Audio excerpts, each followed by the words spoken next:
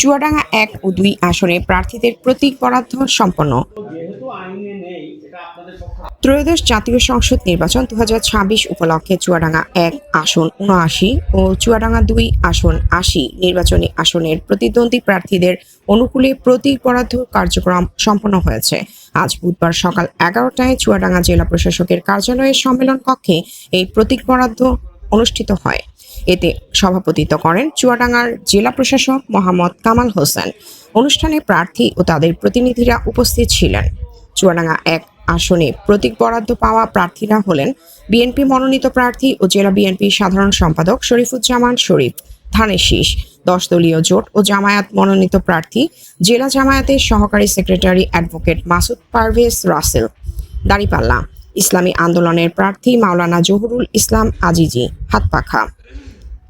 চুয়াডাঙ্গা ২ আসনে প্রতীক বরাদ্দ পাওয়া প্রার্থীরা হলেন বিএনপির প্রার্থী ও জেলা বিএনপির সভাপতি মাহমুদ হাসান খান বাবু, ধানের শীষ, জেলা জামায়াতের আমির ও ২ আসনের দাঁড়িপাল্লা প্রতীকের মনোনীত প্রার্থী আয়কর আইনজীবী মোহাম্মদ রুহুল আমিন, দাঁড়িপাল্লা ইসলামী আন্দোলনের প্রার্থী হাসানুজ্জামান সজীব, হাতপাখা।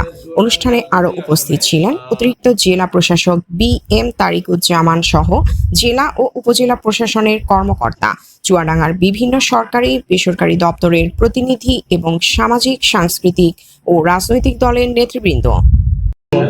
আনুষ্ঠানিকভাবে প্রতীক বরাদ্দ হয়েছে এবং চুয়াডাঙ্গা ২ আসনে একইভাবে ধানের শীষ, দাঁড়িপাল্লা এবং হাতপাখা এই প্রার্থীর অনুকূলে তাদের নমুনা প্রতীক বরাদ্দ হয়েছে।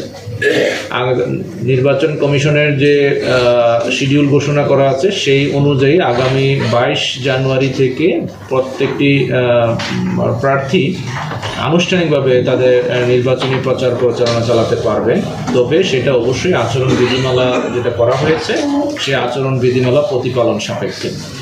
তো আমি সকল প্রার্থীদেরকে অনুরোধ করছি যাতে ওনারা এই নির্বাচনী আচরণ বিধিমালা প্রতিপালন পূর্বক তারা তাদের প্রচারণা চালিয়ে যান। আর এই প্রচারণাটি আনুষ্ঠানিকভাবে শেষ হবে নির্বাচনের আগে 48 ঘন্টা আগে, অর্থাৎ 9 তারিখ রাত্রি এটা শেষ করতে হবে। 10 তারিখ সকাল 7:30 ঘটিকার মধ্যে এটা শেষ করতে হবে, যেহেতু 12 তারিখ সকাল 7:30 ঘটিকা থেকে নির্বাচন শুরু হবে। তো আমরা আশা করছি আমাদের চুয়াডাঙ্গা ১ এবং চুয়াডাঙ্গা ২ আসনে প্রতিদ্বন্দ্বী প্রার্থীগণ তারা তাদের প্রচারণার সময় পরিবেশ বান্ধব প্রচারণা করবেন এবং আচরণ বিধিমালাটা সঠিকভাবে তারা পালন করবেন। আপনারা জানেন যে ইতিমধ্যে আমাদের 4টি উপজেলায় মোট 11 জন ম্যাজিস্ট্রেট নিয়োগ করা আছে।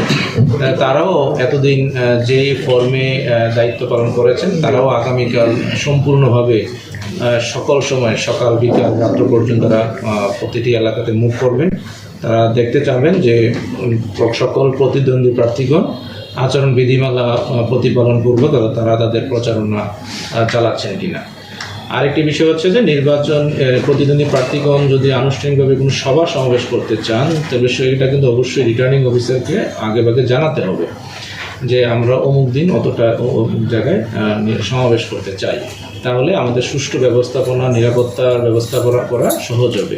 তা আমি সকল প্রতিদ্বন্দ্বী প্রার্থীকে অনুরোধ করছি তারা যখনই কোনো সভা সমাবেশে যাবেন তাদের সভা সমাবেশ করারও নির্বাচনী আচরণ বিধিমালাতে কিছু গাইডলাইন দেওয়া আছে, তারা সেটা প্রতিপালন পূর্বক রিটার্নিং অফিসারের কাছে সেটা অবহিত করবেন যে এটা করতে চায়।